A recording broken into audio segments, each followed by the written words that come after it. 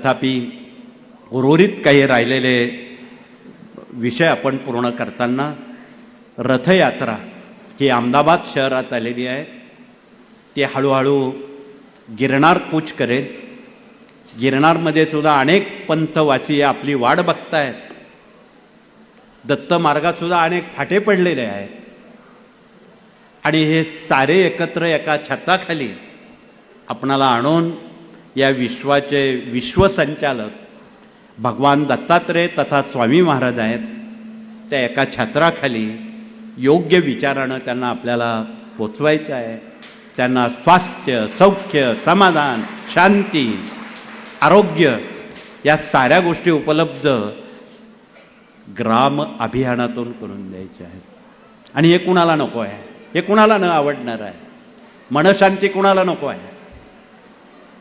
म्हणून या साऱ्या बाबी आपणाला एका छत्राखाली आणण्याला या कार्यातून एक नामी संधी आपणाला मिळालेली आहे. म्हणून ही रथयात्रा जुनागड जिल्ह्यापर्यंत पोचून गिरनारमध्ये नेऊन पुढे राजस्थान वाट बघतोय, पुढे दिल्ली, उत्तर भारत वाट बघतोय.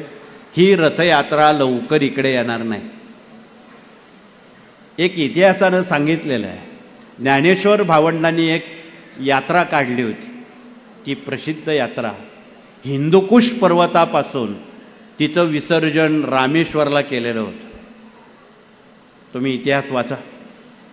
त्या इतिहासात हे साऱ्या बाबी अंगावर शहारे आणणारे आहेत. त्यावेळी ह्या भावंडांनी हा फार मोठा पराक्रम धर्मशास्त्रात केला आणि सुरुवात हिंदुकुश पर्वतातून केली. हिंदुकुश पर्वत कुठे तुम्हाला माहीत आहे? आज तो शत्रू राष्ट्रात आहे. तिथे आम्हाला आज जाता येणं अशक्य आहे. आणि तिथून त्यांनी पेशावरपासून जी यात्रा सुरू झाली त्या यात्रेत 2 लाख लोक सहभागी झालेले होते. ती यात्रा किती वर्ष चालावी? 6 वर्ष. हिंदुकुश ते रामेश्वर हे अंतर कापायला 6 वर्ष लागली.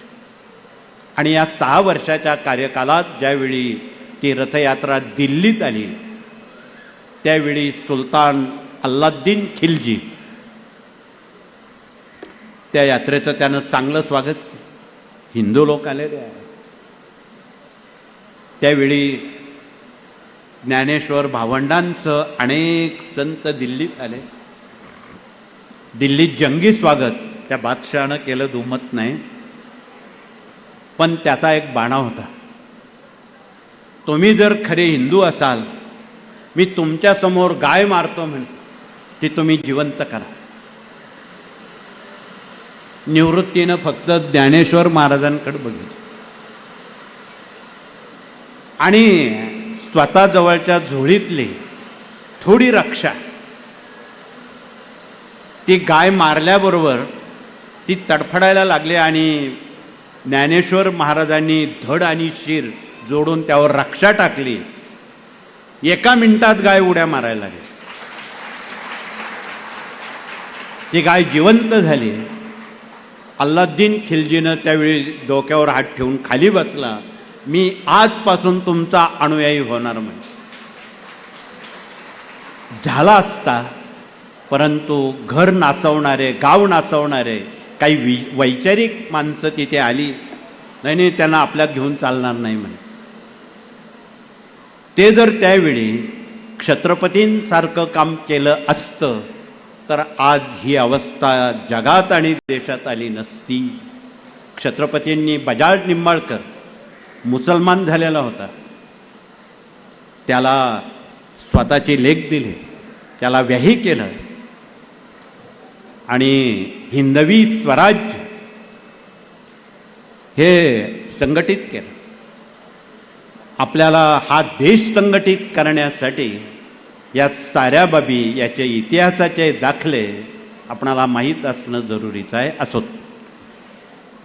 गुजरातमधून आलेल्या सेवेकऱ्यांनी परिचय दिलेला आहे. मध्य प्रदेशमधून आलेल्या सेवेकऱ्यांनी आपला परिचय द्यावा, आले असतील तर.